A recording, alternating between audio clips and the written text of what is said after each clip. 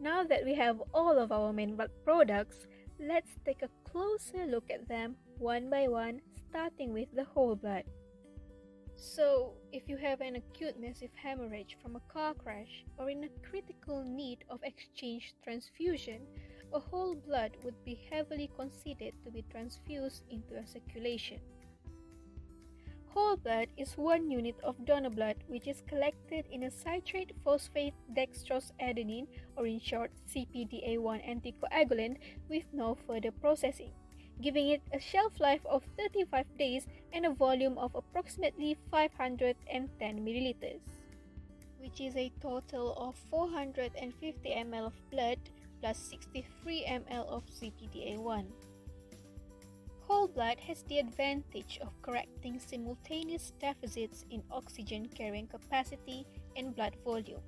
Therefore, whole blood is useful in the management of trauma or in surgical cases involving extensive blood loss. Next, we have packed red cells.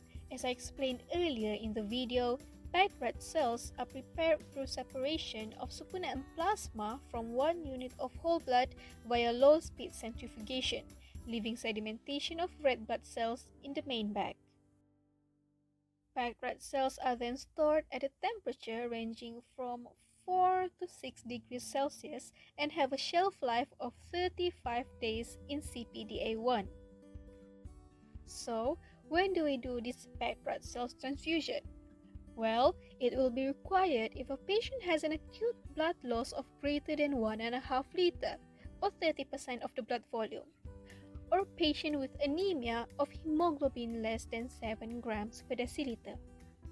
The response to red blood cells transfusion varies from patient to patient.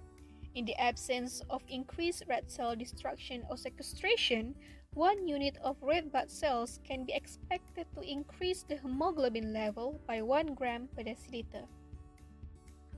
And this rise is usually not fully realized until approximately 24 hours after transfusion, when the plasma volume has had time to return to normal.